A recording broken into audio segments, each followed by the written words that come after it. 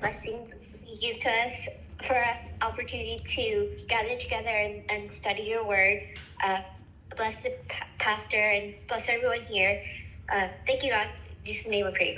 Amen, amen. Okay, thank you. Thank you, Michelle. And our lesson is, we are saved Saved by grace. by grace. Okay? We are saved by grace. Kasi nasa salvation na tayo eh.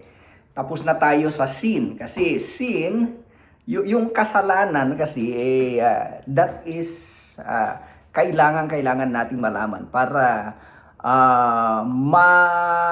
malaman natin ang kahalagahan ng kaligtasan.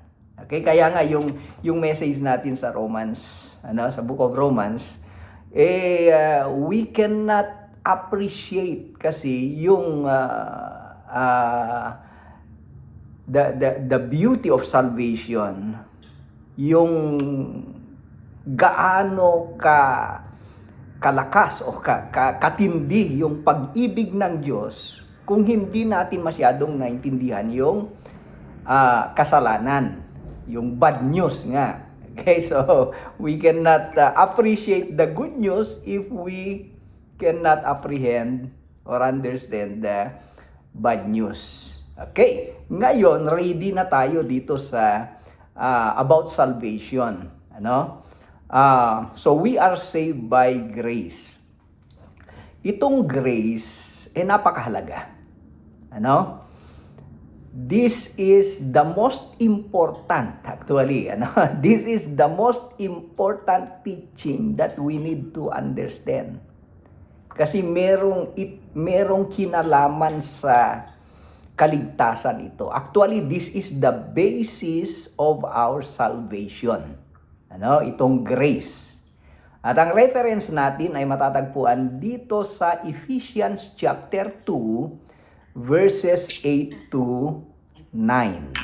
Okay? And I encourage you to memorize this verse. Memorize and master. Dapat ma-master natin itong verse na ito. Kasi ito yung parang ito yung puso ng kaligtasan. Itong verse na to. Ephesians chapter 2 verses 8 to 9. Okay. So, sino sa inyo ang ready to read this verse? O sino sa inyo ang naka-memo who can memorize Ephesians chapter 2 verse 8? Meron ba? Hindi pa memorize. Hindi pa. Sige, basa na lang. Sige. By grace, basta sa akin na lang. Sige. Sinong magbasa? Basahin ko na. Okay, hanggang 9, sister. Hanggang 9? Sige. For it is by grace you have been saved through faith, and this is not from yourself. It is the gift of God, not by work, so that no one can boast. Okay. So, sabi niya, for by grace, it is by grace that you have been saved. Sabi ko kanina, this is the basis of our salvation. Itong grace na ito. Kaya dapat maintindihan natin mabuti kung ano ba itong grace na ito na nagdudulot sa atin ng kaligtasan. Okay? So, grace is the basis of our salvation. And then you have been saved through faith. Sabi niya, through faith. So faith is the means of our salvation. Magkaiba yun. Grace is the basis of our salvation, while faith is the means of our salvation. Okay? So this is not your own doing. Anong ibig sabihin nun? It is not your own. Kasi yung ibang translation, yun ang sabi. So this is not your own doing. Anong ibig sabihin? So, ang kaligtasan, hindi base sa ating gawa. Ang kaligtasan ay hindi base sa gawa. Okay? Taliwas sa ating kinalakihang pananampalataya. Oh, belief. Ano? So, it is not our own doing. It is the gift of God. Every time you go, you bring your son, you pay for it. Okay. So it is the gift of God, not a result of works, so that no man may boast. Okay. Libre siya kasi birthday niya So, tapos na. Iba na. Ibayad na. Okay. Hello, sister. Carmen, nandidinig ka. Okay. So, welcome, Sister Menchi. Okay, so ipaliwanag natin mabuti ito. Ano? Sabi ko kanina, grace is the basis of our salvation. So, what is grace? Ano ba ang grace? Ibig sabihin. Okay? Kalimitan sa mga naririnig nating mga definition, and I agree with this, it is the unmerited gift of God. Yeah. So, grace is the unmerited gift of God. Sa outline natin, it is the unmerited favor from God towards humanity. Okay, i-explain natin. Ano bang ibig sabihin nun? Na grace is the unmerited favor of God from God towards humanity. Okay. At anong ibig sabihin ng unmerited? Alam niyo?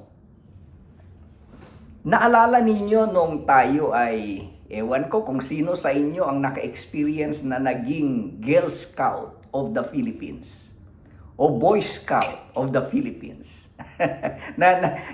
Na-experience nyo yun noon? I still remember, nung kami ay Boy Scout at merong mga camping, there are campings, and then, merong tinatawag na merit and demerit. Okay, merit. Like for example, if you do something special or good, they will give you merit. Ibig sabihin, meron kasing points yon na kailangan mong marating, yung target na points. So ibig sabihin, bibigyan ka ng points doon hanggang sa maipon yung mga merits. At pag na-reach mo yung target, bibigyan ka ng award. Okay? So, that's the procedure. Pero aside from merit, there is what we call demerit. So, ano naman yung demerit? Makakaltasan.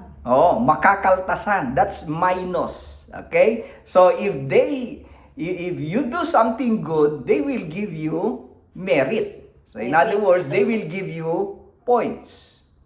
Okay? Now, if you do something bad, they will give you minus point. So, medyo parang marating mo na yung goal, di ba? And then pagkatapos na-demerit ka. Like for example, yung demerit kasi like for example, you are late. It's time and you need to be there. And then you are not yet there. So they will give you demerit. Demerit. Okay, pero nandun ka, punctual ka lagi, bibigyan ka ng merit. Okay. So yun I still remember that. Ngayon, yung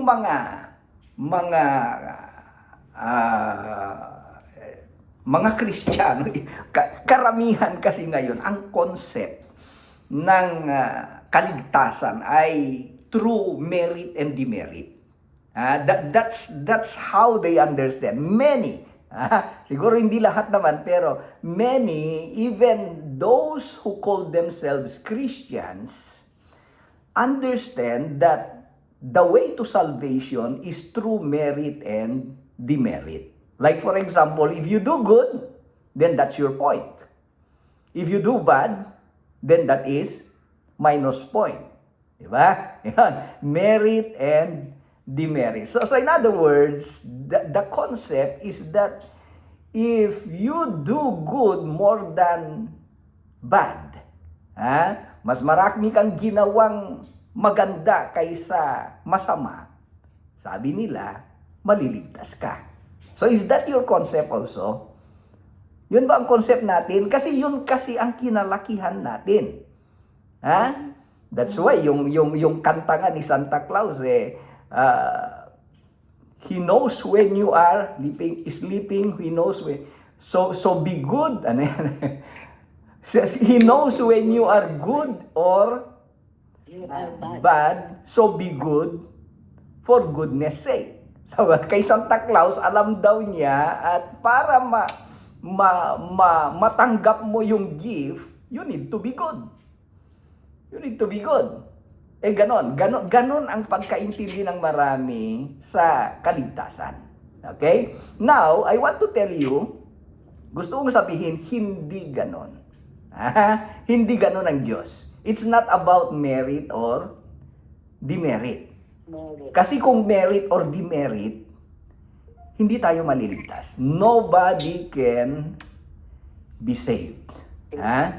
Kasi, anong sabi ng Bible? We are all sinners. By nature, we are rebellious. Okay? So nobody can be saved.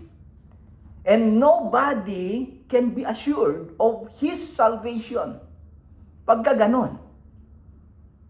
Okay? That's why, through grace, itong grace na ito, it is God's unmerited. So it's not about merit or demerit. It is the unmerited favor from God towards humanity. So in other words, salvation is from ano? Salvation is from Grace. God. It's not from men. Kundi from God. Naintindihan niyo 'yon? Kasi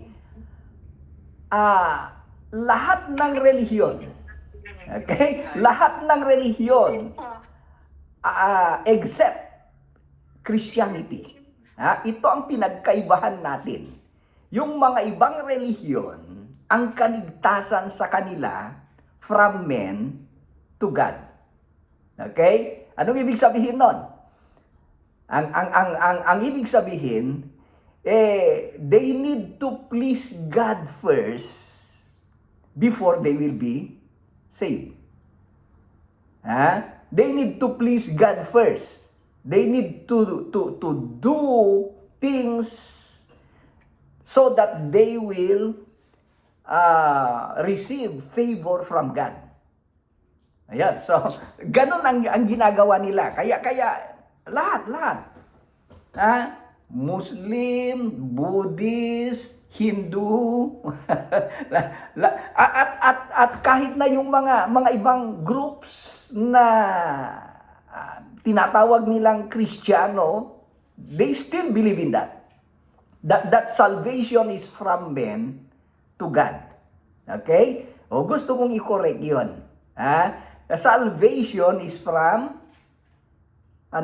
God to men. From God to men. Okay, not from men to God. Kasi like for example, I will give you kasi napakalaga ito. I will give you an illustration. Okay, halimbawa, nasa gitnang dagat tayo. Yung barko na sinasakyan natin lumubog. Okay? So the ship was sank, and then what are we going to do? So dahil marunong tayong lumangoy, lalangoy tayo, di ba? Now the question is, can you save yourself through swimming? Nasa gitnang dagat ka. Kaya mo? Kaya ba natin iligtas ang ating sarili? Kahit na gaano ka kagaling maglangoy. Hindi. Ah, Hindi. Even if you are the best swimmer in the world, you cannot save yourself through swimming. Paano ka maliligtas? Yan. May savior. May savior. Oh, halimbawa, merong helicopter. Like for example, merong helicopter. Nakita ka, lumalangoy. Ngayon, ang ginawa ng helicopter, from above, Bababa. nagbaba siya ng, parang, hagdan. Okay? So, from the helicopter, they put down a ladder. So what are you going to do? Anong gagawin mo? Akit ka. Kakapit. Kakapit. Kakapit ka doon sa hagdan. At huwag kang bibitaw. Okay? Ngayon, and then you will be saved. Yan. Hindi dahil sa iyo. Naligtas ka, hindi dahil sa iyong gawa. Okay? Kasi ang gagawin mo lang, kakapit. Kakapit ka lang. Kakapit ka lang. Okay? Yon. Ang nagligtas sa iyo, yung helicopter. It's from above. Hindi dahil sa iyo. Hindi ka pwedeng mag-boast so that no man may boast. Sabi niya oo, dahil magaling akong mag-swim, kaya ako naligtas. We cannot say that. Kasi naligtas tayo dahil doon sa helicopter. Yan. So in other words, our salvation is from above. Galing sa Diyos yung kaligtasan. Hindi galing sa atin, sarili. Okay? So naiintindihan nyo yon? Grace is God's unmerited favor. Unmerited, ibig sabihin, it's not about merit or demerit. Hindi yung gaano karaming magandang gawa na ginawa mo. Okay? Kasi lahat ng mga gawa natin, those are like filthy rags. Ang sabi ng Bible. So, marumi tayo. We are not worthy. Ano man ang gawin natin. That's why it is only through God's grace that we can save, or we can be saved, I should say. Ang gagawin lang natin, kakapit tayo sa Panginoon, at kahit anong mangyayari sa atin, whatever will happen, huwag tayong bibitiw. Yon ang ibig sabihin. Pero pag bumitiw ka, kasalanan mo. Hindi kasalanan ng Panginoon yon. So, in other words, it is a gift, not something we earn by good deeds or moral behavior. Salvation is a gift. It is the gift of the forgiveness of our sin and the gift of eternal life. So it's freely given by God through Jesus Christ. Through Jesus Christ. Okay. So, naintindihan natin yon? Yon ang ibig sabihin ng grace. Pero para maintindihan natin na mabuti, we need to know and understand the nature of God. Yan. What is the nature of God? Kasi merong dalawang nature ng Diyos na talagang hindi pwedeng i-violate.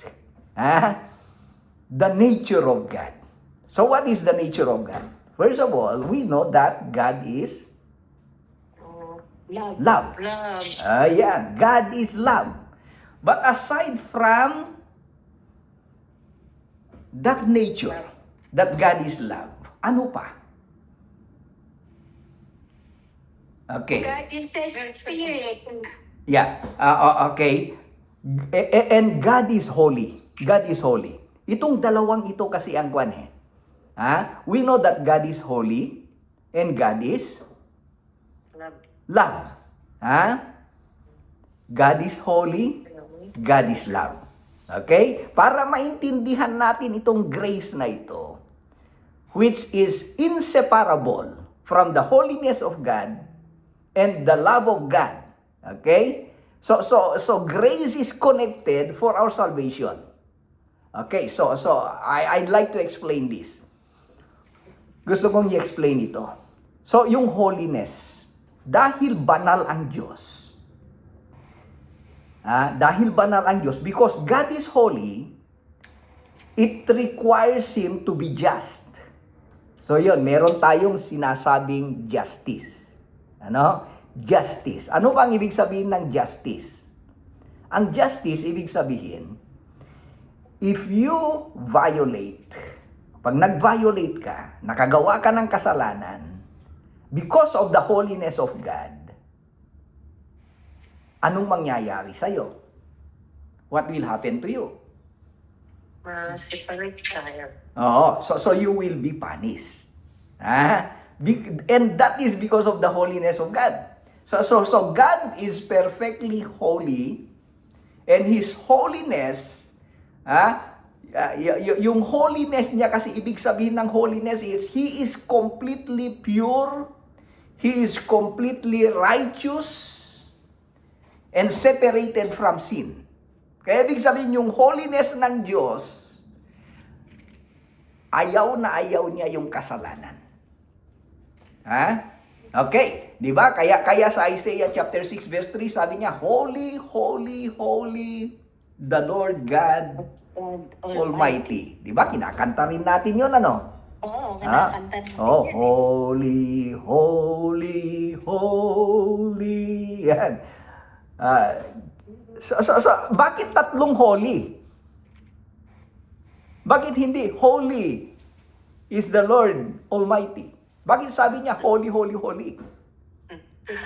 Mayroon kasing Father, the Spirit, and Well, yun din ang sinasabi ng mga iba, ano? Pero alam niyo ang Bible, pagka inulit na dalawa, like for example, si Nicodemus, sabi niya, verily, verily, I say unto you. So, ibig sabihin, that is an emphasis. Talaga ine-emphasize.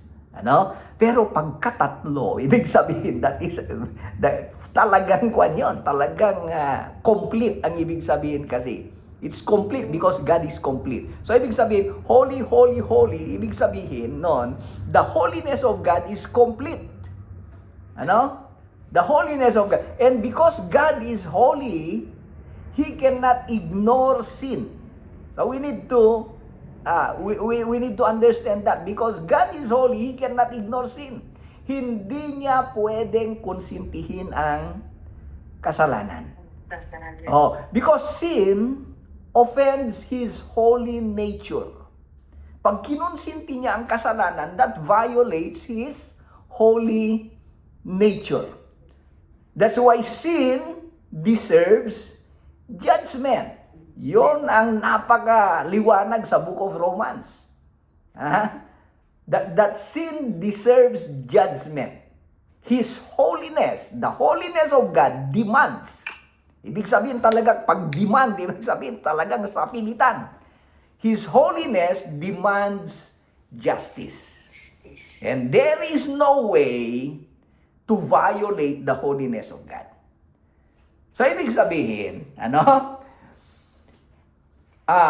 when Adam and Eve, before the sin of Adam and Eve, the relationship between God and man was complete. Napakaganda. Because God is love. So, they felt the love of God. They enjoyed the love of God. That fellowship is talagang punong-puno ng pag-ibig. Napakaganda.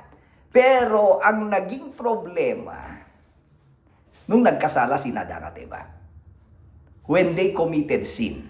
So what happened when Adam and Eve commit sin? Parang malayo na sila.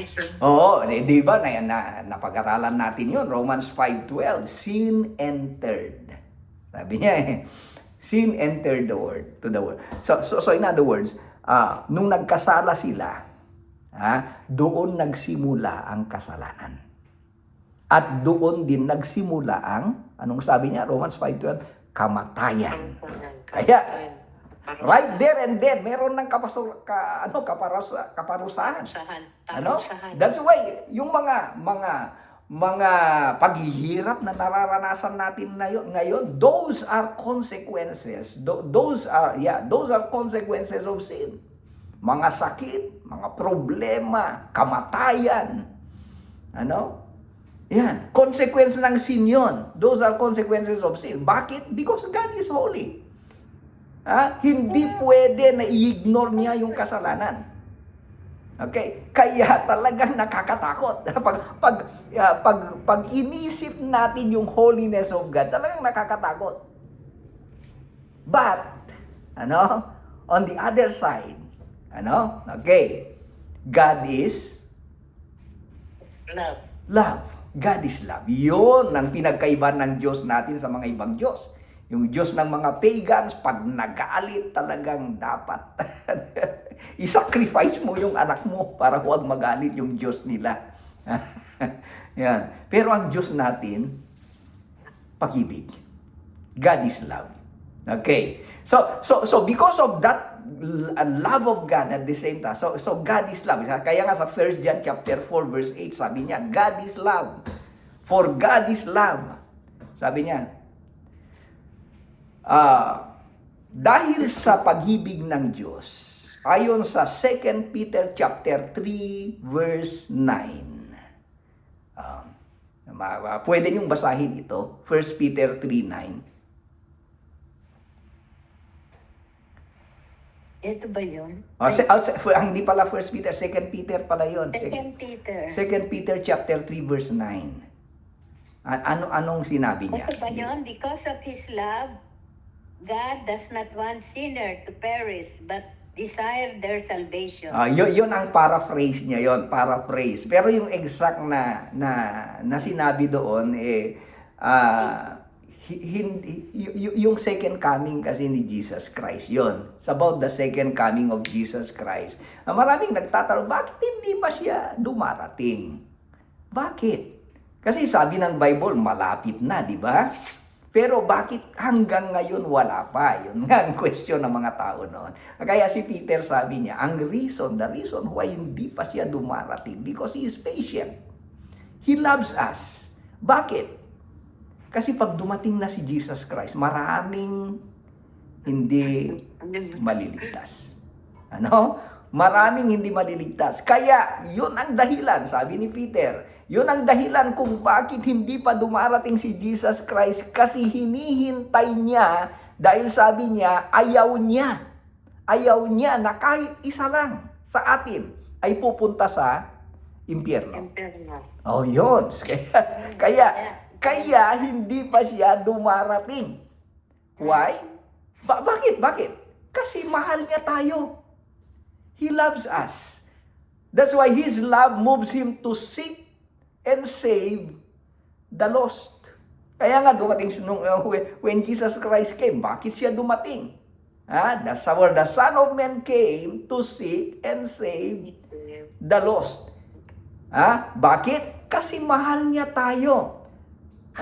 Mahal niya tayo. That's why talagang ayaw niya. Gusto niyang mapatawad tayo. Gusto niyang maligtas tayo lahat. Ayaw niya na kahit isa lang ay pupunta sa impyerno. Ngayon, nakita natin yung dalawang nature of God. That two nature of God. And because of sin, there's a tension. Ngayon, ano ang mananaig? Ngayon, okay, yung holiness of God or the love of God?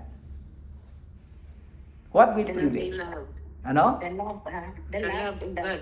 Kung yung love of God lang, di, paano ngayon yung holiness niya?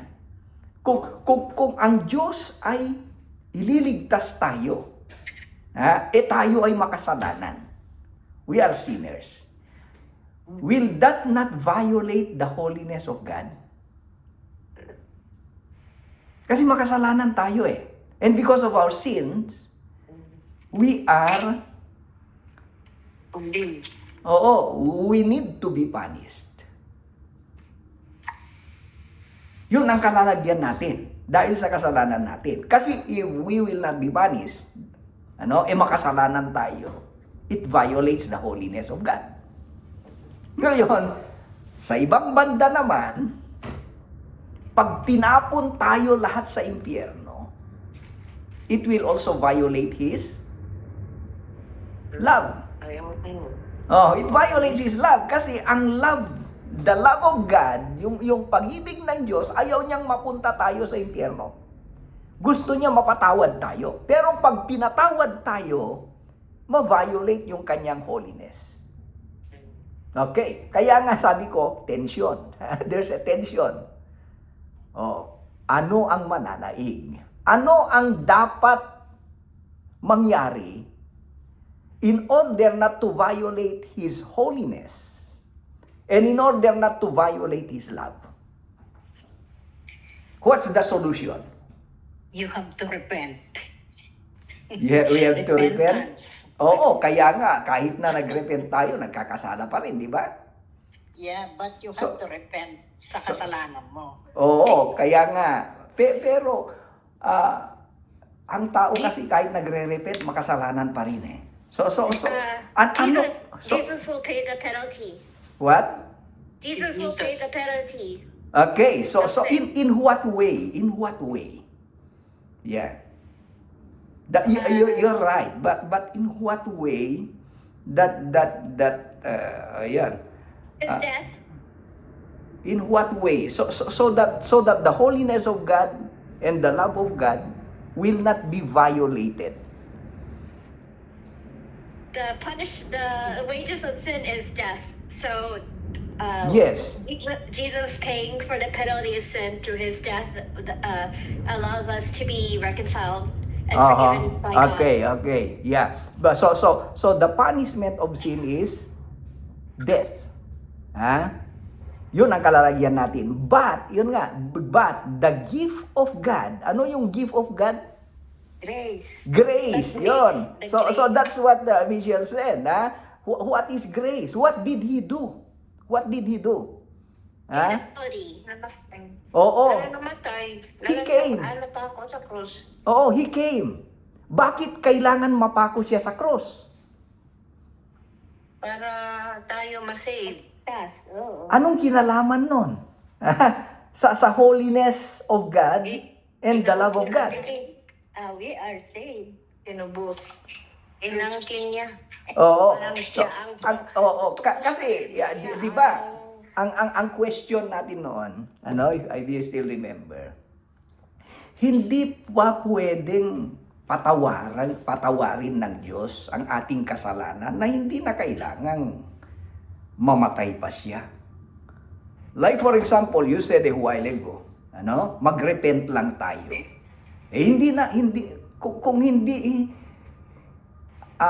Kung hindi siya dumating at namatay, hindi kaya pwede na makita naman niya, nagre-repent naman tayo. Ha? So we repent from our sins. Hindi kaya pwede na patawarin na lang tayo. Hindi. Ha? Bakit? Hindi pwede because of, he's just. Oh, he is just. So unjust na siya, Pag yung judge, pinatawad niya yung anak niya na nagkasala dahil anak niya, dahil nag-repent naman, pinatawad niya. Is he a just God? A just judge? Unjust. Unjust pa, unjust, Sa Kaya, Pilipinas na yun. because he is holy and his holiness demands justice. And in order to not to violate his holiness, and in order not to violate his love, something must be punished. Okay, like for example, nakautang tayo, hindi natin kayang bayaran. Kung hindi natin mabayaran, makukulong tayo. The only way para hindi tayo makulong, somebody must pay. Pay. Somebody must pay in order not to violate justice and in order not to violate love. Okay. Doon natin makikita kung gaano kabigat at gaano kalalim ang pag-ibig ng Diyos sa atin. Because it took the blood of His Son, the precious blood of Jesus Christ. So you can imagine si Jesus Christ, He is God. He is all powerful. He is majesty. So with all his privileges as God, anong sabi niya sa Philippians chapter 2? Binaliwala niya lahat. From his majesty, from his power, lahat nasa kanya. Binaliwala niya lahat. And then he became man. Not only man, he became a servant. And then he died.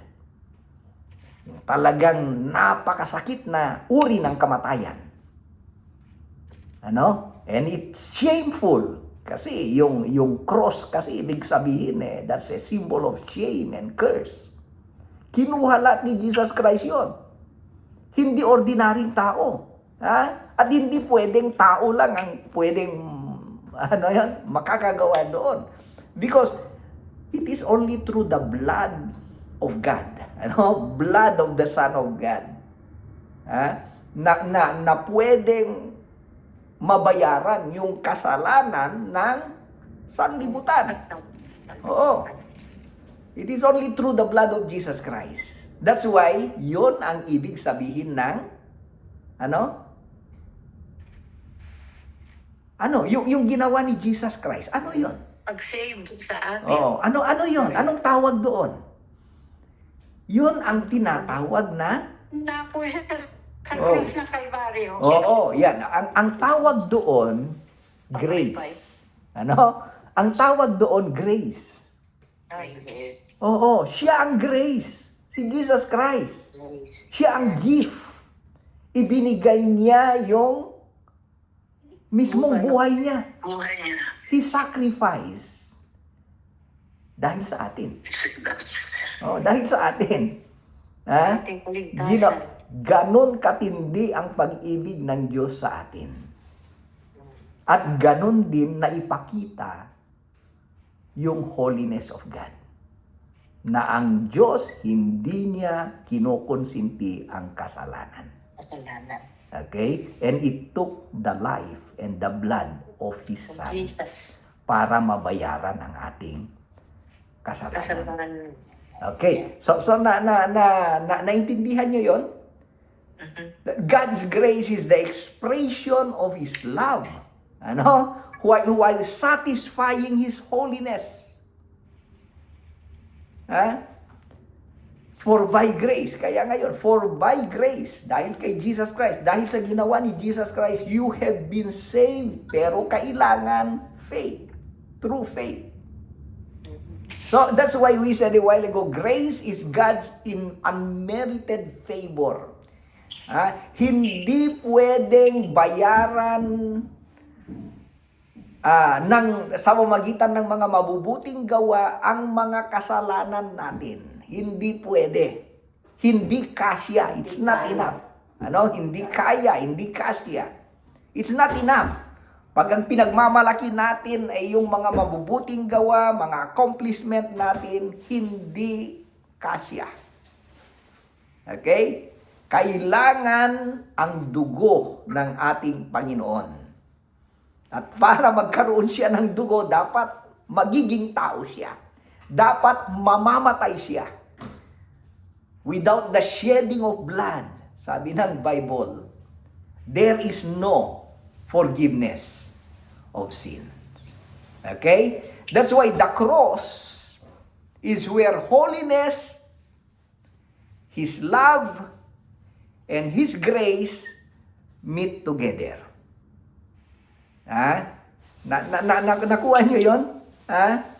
Walang na-violate. Holiness of God, the love of God, nandun yung grace of God, they went together. That's why the clearest demonstration of this connection is the cross of Jesus Christ. So ulitin ko, God's holiness required that sin may be punished. He should be punished. Okay? The love of God is a desire. So God's desire that sinners should be saved. So ano nangyari? Solution? God's grace. God's grace provided Jesus Christ as the sacrifice for sin. Kaya sa Romans chapter 5 verse 8, you need to memorize this. But God demonstrates His own love towards us. Sabi niya, that while we were yet sinners, Christ died for us. Christ died for us. Kaya naririnig nyo na yung salita na God will punish the sin, but He will love the sinners. God loves the sinners, but He hates sin. And He does not only hate sin, He will punish sin. So, nakuha nyo yung ibig sabihin nun? Hindi pwede yun eh. Kasi, yung sin kasi nasa atin, bilang sinner. Oh. So, He loves us, but He will punish us. But because of Jesus Christ, yung sin was already punished. Na-punish niya. Di ba? Yung sabi niya, He became sin, sabi niya eh. Naging kasalanan. Hindi lang naibigay sa si Jesus, naibigay sa kanya yung kasalanan, pero ang term ng Bible si Jesus Christ naging kasalanan siya. So He was the one who was punished, and then nawala yung righteousness niya. Nung pumunta sa kanya yung kasalanan, naalis yung kanyang righteousness. Kaya nga si mismo God the Father talagang hindi niya maikuan yung pagtingtingin niya sa kay Jesus Christ kasi punong-puno siya ng kasalanan. That's the reason why Jesus Christ cried to the Father and He said, Father, my God, sabi niya, why have you forsaken me? Why did God forsake Him? Because all the sins, lahat ng kasalanan ng sanglibutan, nasa Kanya na. Nasa Kanya. But, in that time, sa panahon na yon, yung righteousness niya, nahubad sa Kanya, at naibigay sa atin. Naibigay, but conditional yon. If we believe, if we receive Him, if we surrender our life to Him. Okay? Naibigay sa atin. Kaya yung penalty, the penalty of sin, wala na sa atin. Kaya doon sa Romans, di ba? Pag binasa natin yung Romans 8:1, alam nyo yon?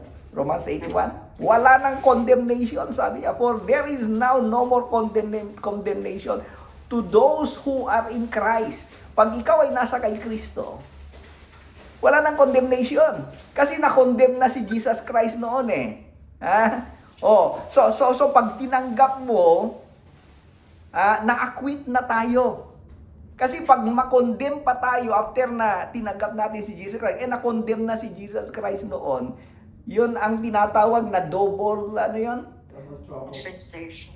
Parang, anong tawag sa law yun? Yung kwan? Dalawang hindi pwede yun eh. Kwan. Double compensation. Jeopardy? Jeopardy. Double jeopardy. So, it cannot be. Nagiging double jeopardy na yon. Kasi, isa lang ang kailangan maparusahan. Kaya dahil naparusahan na si Jesus Christ, yung parusa para sa atin sana, wala na. Okay.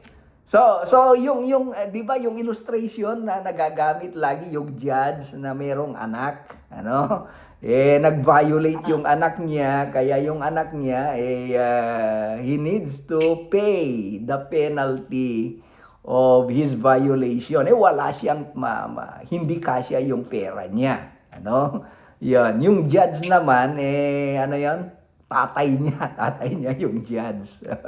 Ngayon, so yung tatay niya, hindi pwedeng sabihin lang niya, oh, because you are my son, I love you, and I know that you repented, I will just forgive you. Hindi pwede, di ba? Hindi pwede. Kasi pag ganon, kinonsinti niya yung kasalanan ng kanyang anak. So, yung father, because he loved his son, ang ginawa niya, hinumad niya yung kanyang robe, and then he paid. He was the one who paid the penalty. Yan. So, in that way, the justice was served. Ano? Justice was served. He is satisfied. He satisfied boss by paying the penalty himself. And that's the same with God. God maintained His holiness and justice while expressing His love through the gracious gift of Jesus Christ. Okay, kaya in summary, summary, God's holiness demands judgment, or justice. Okay, so mababasa natin Romans 6:3, Romans 3:23. All have sinned and fall short of the glory of God. Romans 6:23, the wages of sin is death. Kailangan maparusahan because of His holiness. But because of His love, He desired forgiveness and redemption. Okay, ngayon, ano ang solusyon? In order not to violate His holiness and not to violate His love, grace. Di ba? God's grace delivers salvation in the person of Jesus Christ. Jesus Christ. Okay, so how was grace delivered? Through, Salvation. ayan, sa magitan ng kanyang pagkapako sa krus. Pagkamatay niya. Yung kanyang kamatayan. God's cross demonstrate all these three. The holiness of God, the love of God, the grace of God. Pag tiningnan natin yung cross, bakit kailangang mapako siya? Because God is holy. Okay? So, nakikita natin doon sa cross yung holiness of God. Hindi pala pwedeng paglaruan ng kasalanan. Seryoso pala ito. Yun ang dahilan kung bakit napako si Jesus Christ sa cross. That's the reason why Christ was crucified at the cross of Calvary, because of the holiness of God. Ikalawa, nakikita din ba natin sa cross yung love of God? Yes. Yes. Yeah. Okay? So Christ sacrificed Himself. It demonstrates the love of God. Romans 5:8. That is the complete demonstration of His love at the cross. And it demonstrates, it delivers the grace of God. Okay? So the solution is the cross. Nandun. Na ipipicture lahat-lahat. Yung holiness, yung love, as well as the grace of God. So all those three met together at the cross of Calvary. That's why God's grace for salvation is not contrary to His holiness. Hindi magkontra yon. It flows from His love while fully satisfying His holiness at the cross. That's why God's holiness was honored. The wrath of God was satisfied at the cross. God's love was displayed and God's grace was offered to all who believe and obey the gospel.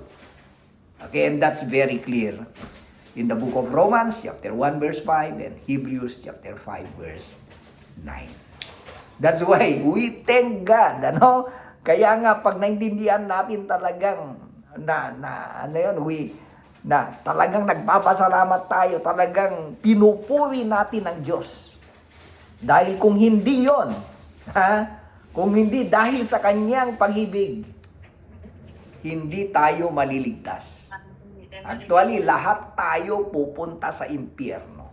That is the everlasting fire. Yun ang bad news. If you do not receive Christ as your personal Savior. If you don't surrender your life. Pag hindi ka kakapit doon sa lubid o sa agdan. Kakapit ka lang. Yun lang. Pag hindi ka kakapit doon, hindi ka maliligtas. Pero hindi ikaw ang nagligtas sa sarili mo. Ang Diyos ang nagligtas. Ang ginawa mo lang, kumapit. Ang gawin lang natin, kakapit sa Kanya sa magitan ng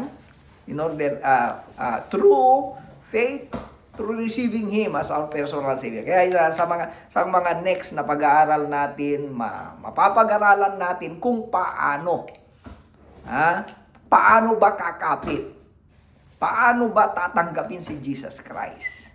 Yan. So we need to rely on what the Bible also will teach us. How? Okay, that's why merong Bible study, di ba? Para maintindihan natin mabuti at maipaliwanag din natin mabuti yung mga dapat gawin pag merong nagtatanong sa atin. Okay, so that's the end of our lesson for today. Okay, so now it's time to ask questions. Kung meron kayong mga questions o meron kayong gustong idagdag, this is now the time.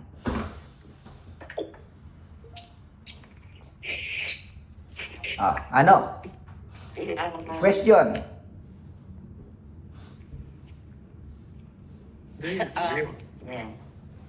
So, yung pong mga so we mentioned about Bible study. Okay. So, we're trying to learn, so mas lalawak yung kaalaman natin. Para about those people na hindi nagba-Bible study and they have their faith. Is that good enough? Oh, yung faith lang. Faith Yes. lang.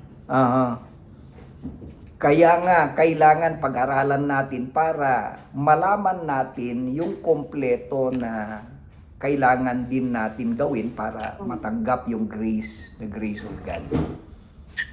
Halimbawa ko, ang kanilang sinusundan yung 10 Commandments. Oh, 10 Commandments. Oo. Kaya nga sabi natin kanina, it's unmerited. Ibig sabihin, even if we, actually, sa Bible napakaliwanag na walang taong nakaka-fulfill ng 10 Commandments. Okay? Yung, the reason why God gave us the 10 Commandments, or the reason why God gave the 10 Commandments in the Old Testament, in order for them to be restrained. Ibig sabihin, to restrain them from doing yung talagang masama.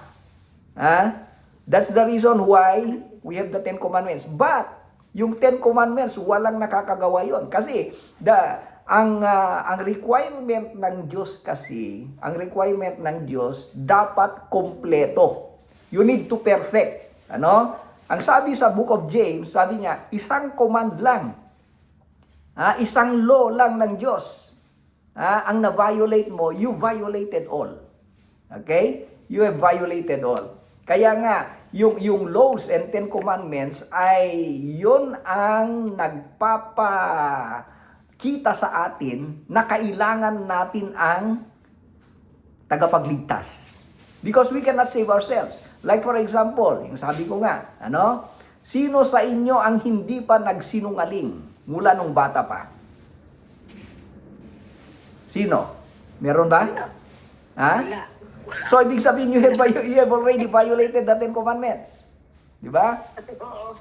Sino ang hindi pa nagnakaw? Wala. Mula nung bata. Lahat nagkasala. So, ibig sabihin, pag nagsinungaling ka, ano ka? Kasala. Sinungaling. Pag nagnakaw ka, ano ka? Magnanakaw, di ba? Meron bang magnanakaw na makapasok sa langit? Meron bang sinungaling na makapasok sa langit? Wala. Ibig sabihin wala. Hindi natin kaya. Yun ang ibig sabihin ng Bible. Hindi natin kaya dahil makasalanan tayo. Noon, isang commandment lang, maraming cover yun. Pero hindi isang klase lang ang cover ng halimbawa. Ibigin mo ang Diyos, number 1. Ibigin mo ang Diyos ang hindi sa lahat. Kaya nga ang ibig kong Napakarami. Yeah. Actually, sa Old Testament, it's not only 10 commandments. 600, 600, more than 600 laws in the Old Testament. Ha? Na-violate mo lang yung isa, sabi ng Book of James, lahat violate mo na. And that is the reason why Christ came. Yun ang good news. Kasi hindi natin kaya. Hindi natin, ang yung Bible sabi niya, we are not justified through fulfilling the laws. Or through obeying the laws, sabi niya. Kasi alam niya, hindi natin kayang ma-obey yun. That's why only the blood of Jesus Christ, can pay the penalty of our sins. Yung blood ni Jesus Christ lang, yun ang good news. Na kailangan natin tanggapin si Jesus Christ sa buhay natin. We need to surrender our life to Jesus Christ. Kasi if we only base from good works, so yung mga kwan natin, ang tendency nagpapasikat tayo, parang we boast. We boast. Sasabihin natin, naligtas ako dahil mabait ako, kaya kong na-fulfill ko yung 10 Commandments. So, nalimutan na natin na the only reason why we are saved is because of Jesus Christ. Kaya nga po yung mga bata na namatay, they're saved kasi nga Maswerte pa yun. mas maswerte pa sila. Oo, wala pa sila sa age of accountability. Nasa innocence sila stage of innocence. Ibig sabihin, Sila mga angel, walang kasalanan. oo, yan. So pero pag narating natin yung age of accountability, na alam na natin yung good and evil, So ang status natin kagaya ng status ni Adan at Eva nung sila ay nagkasala na. Yung status ng mga bata, sila ay nasa innocence, gaya ng status ni Adam and Eve nung hindi pa sila nagkasala. Yeah. Kamukha ni David, nagkasala pero nung umano naman siya, naging siya ng Diyos, naging paborito siya kasi nagbago siya ng Kristo. Yeah. So that's why actually si David, kahit na nagrepent, hindi maliligtas kung si Jesus Christ hindi pumunta dito sa lupa. That's why yung kasalanan ni David, kasalanan ni Abraham, di ba si Abraham marami ding kasalanan, kasalanan ni David, kasalanan ni Jacob, lahat ng mga kasalanan nila hindi mapapatawad kung hindi pumunta si Jesus Christ. Kaya yung blood, the blood of Jesus Christ, retroactive yun retroactive. Lahat ng kasalanan ng mga tao sa Old Testament.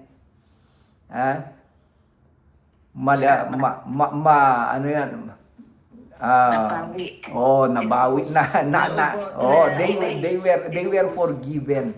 Bakit? Naniwala ba sila kay Jesus Christ? Did they believe in Jesus Christ? No. Siguro sabi natin no. Pero hindi pa clear sa kanila, but the fact that they offered sacrifices. Kasi yung sacrifices kasi in the Old Testament, that is the type of Jesus Christ. It represent they represents Jesus Christ in the Old Testament. Pero sabi ng Old Testament, kahit nag-offer ka, nag-alay ka ng sacrifice, hindi kaya ng blood of animals to forgive your sins. Hindi. That's why they do it every year. They do it every year. Okay? But you know what happened?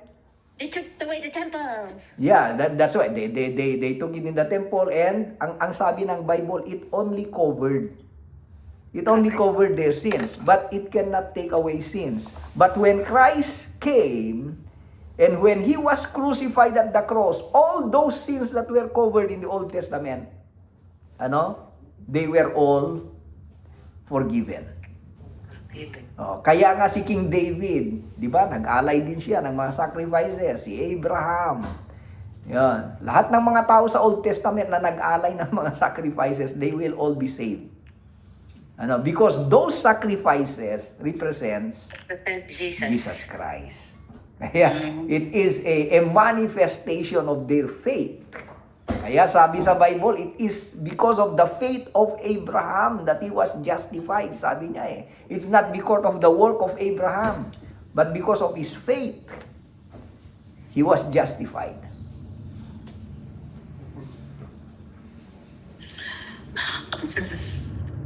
Okay. Mahirap mabuhay na hindi ka magkakasala. Ang mata lang natin, nakakita ka ng ganito. Oo, nagkasala. Kaya nga, nakakita oo. ng ganito, pumapasok sa isip mo. Yeah. Minsan, oo, mahirap talaga.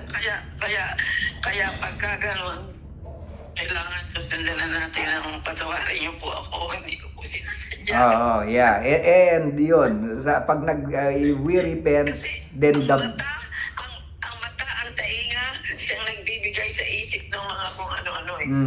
Yeah. That's why the moment you realize and acknowledge that, and then the blood of Jesus Christ will continue to work in your life. Kasi without the blood of Jesus Christ, we cannot be forgiven.